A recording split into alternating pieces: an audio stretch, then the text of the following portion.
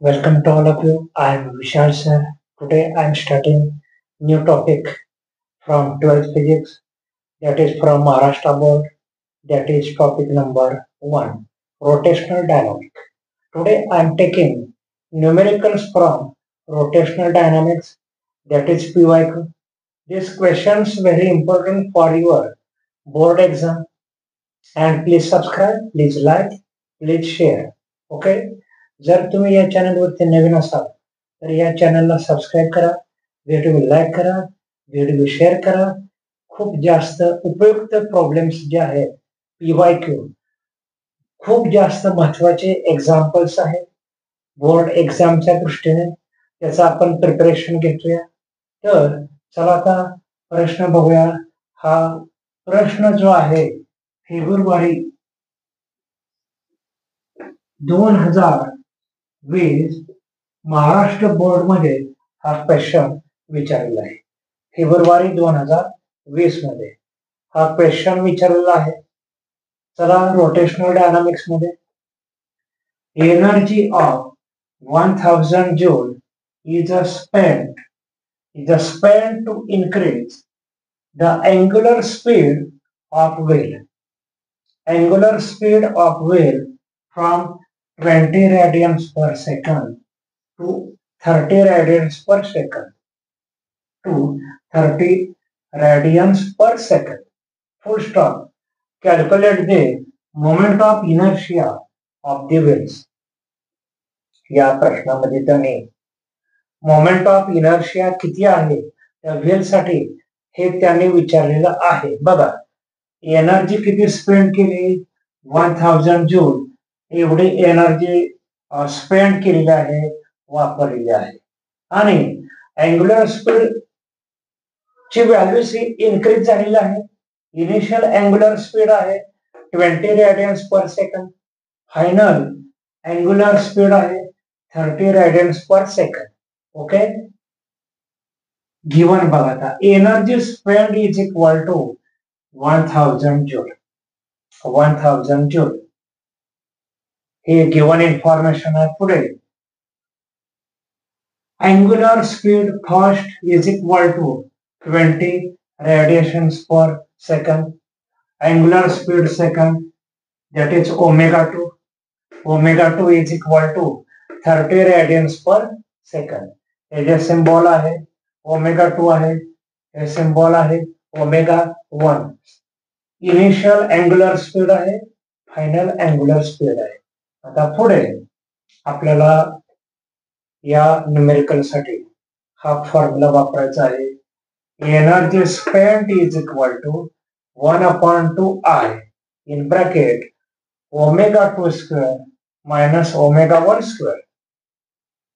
इथे angular speed फायनलचा square घ्यायचा आहे मायनस अँग्युलर स्पीड इनिशियल आपण आपल्याला स्क्वेअर घ्यायचा आहे. ठीक आहे, आता आपण हे जे गिवन व्हॅल्यूज आहे या गिवन व्हॅल्यूज मी या फॉर्म्युला मध्ये ठेवतो. बघा, energy spend is equal to energy spend. आता एनर्जी स्पेंड बघा, आता व्हॅल्यू त्याने आपल्याला दिलेली आहे. एनर्जी स्पेंडची व्हॅल्यू जी आहे ती आपल्याला दिलेली आहे. मी डायरेक्ट आता इथे ही व्हॅल्यू घेतो. आपण आता इथे कॅल्क्युलेशन करूया. कॅल्क्युलेशन मध्ये बघा, आता एनर्जी स्पेंडची किंमत आहे 1000. ओके, 1000 मी किंमत मेन्शन केली. पुढे 1/2 into I means moment of inertia of wheel in bracket omega 2 square. आता ओमेगा 2 ची किंमत त्याने आपल्याला दिलेली आहे, ती व्हॅल्यू आपण इथे मेन्शन करूया. बघा, ओमेगा 2 ची किंमत आहे 30 स्क्वेअर, 30 स्क्वेअर. तर इथे आपल्याला स्क्वेअर घ्यायचं आहे मायनस ओमेगा 1. ओमेगा 1 साठी बघा आता 20 व्हॅल्यूज आहे, 20 चा स्क्वेअर घेऊया. ओके, पुढे बघा आता 1000 बरोबर 1/2 गुणिले आय इन ब्रॅकेट. आता 30चा वर्ग माहिती आहे तुम्हाला, 30चा वर्ग आहे. बघा आता 3चा वर्ग केला, 3चा वर्ग किंवा 30चा वर्ग केला, आपण दोन्ही मेथडने आपण जाऊ शकतो.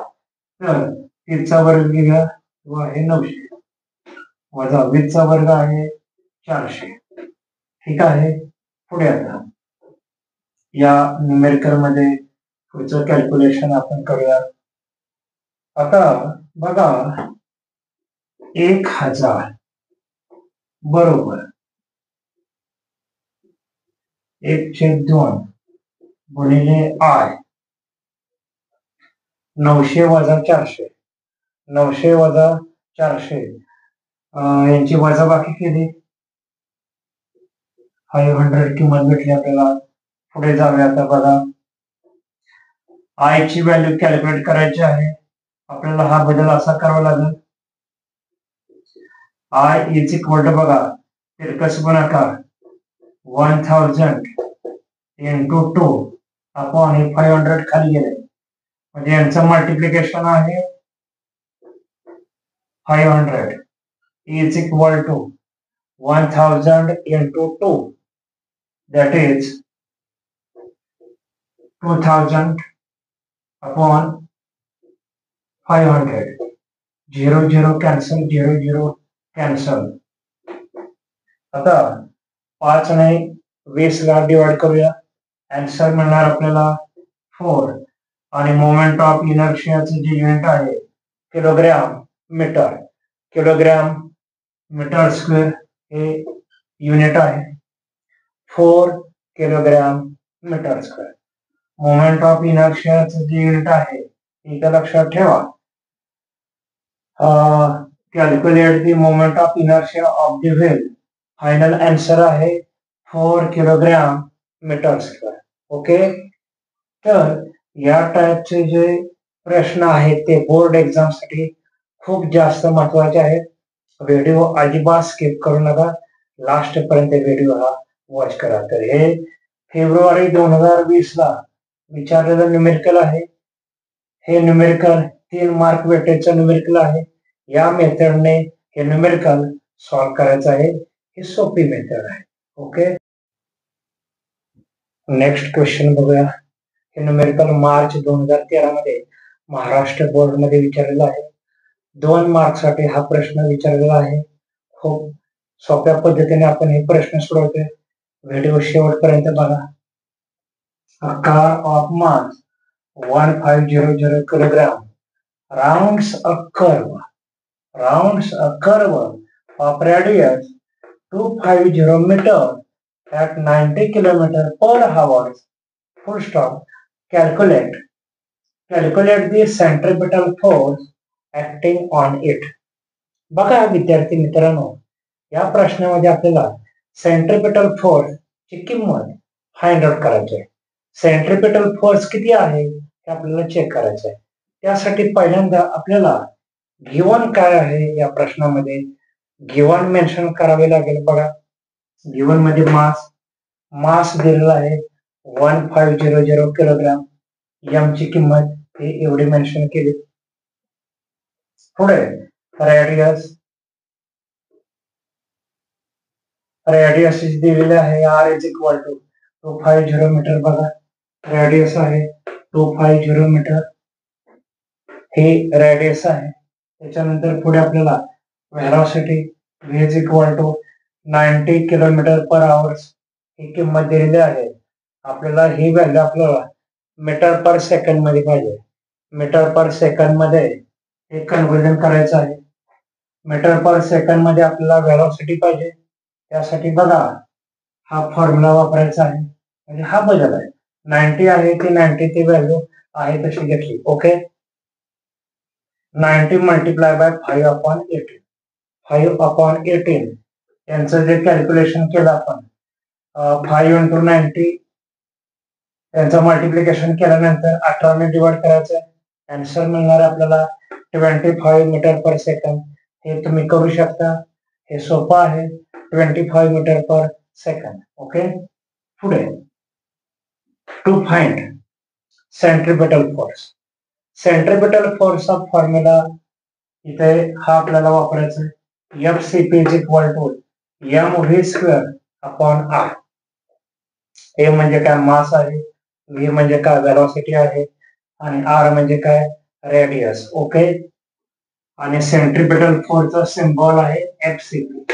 एफ म्हणजे काय, फोर्स. सी म्हणजे सेंट्रिपेटल, हे सीपी हे मिनिंग आहे. Centripetal force. ओके. आता पुढे जाऊया.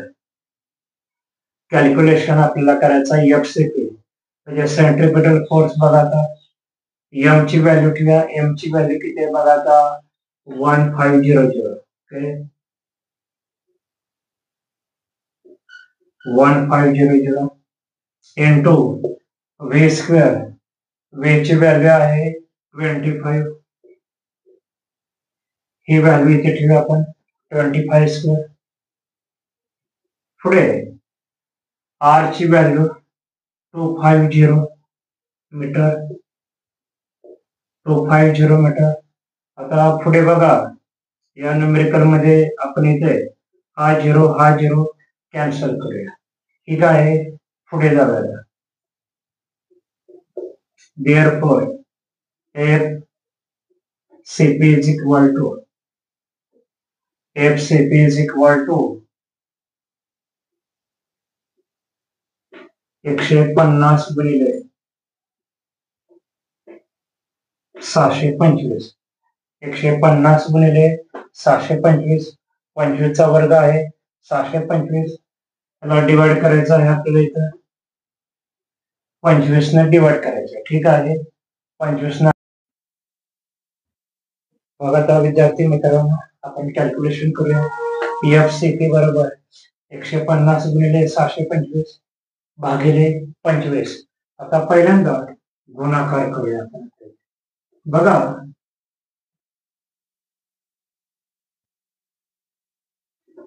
625 गुणिले 150.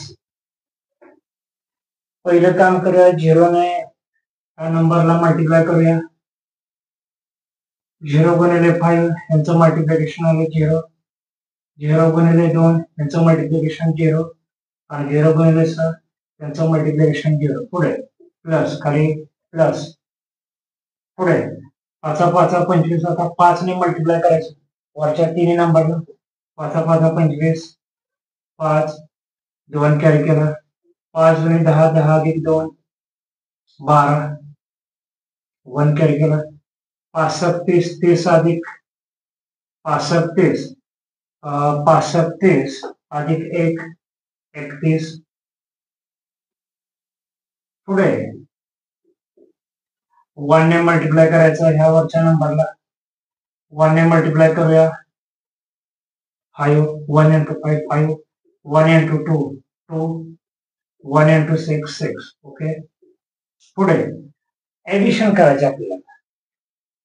0 0 plus 5 5. 5 plus 2 7. 2 plus 1 3. 6 plus 3 9. पुढे आता बघा डिवाइडिंग करायचं आहे 9 3 7 5 0 डिवाइडेड बाय 25. बघा पहिला जो भाग आहे 93 ला आपण भाग लावूया. 25 3 75. पहिला भाग 3 चा गेला. आता राहिले किती बघा 75 85 85 95 म्हणजे इथे 18 शिल्लक राहिले. 18 18 आणि हा 7 म्हणजे 187. 187 ला 25 ने डिवाइड केलं भाग गेला. इथे बघा आता 25 ने आपण डिवाइड करूया. 187 ला भाग गेला. इथे 7 चा भाग गेला 175. 175 87 12 राहिले. पुढचा 5 घेतला 125. 125 न 25 न भाग लावूया. भाग गेला इथं 25 5 आणि पुढचा 0 आहे तो पुढे आहे तस. ओके. म्हणजे 3750 फोर्स आहे. हा कोणता फोर्स आहे? सेंट्रिपिटल फोर्स आहे. फोर्सचा याचा युनिट आहे न्यूटन. इथे न्यूटन मेन्शन करायचं. सेंट्रिपिटल फोर्स ची व्हॅल्यू आहे 3750. ओके. नेक्स्ट प्रश्न बघूया.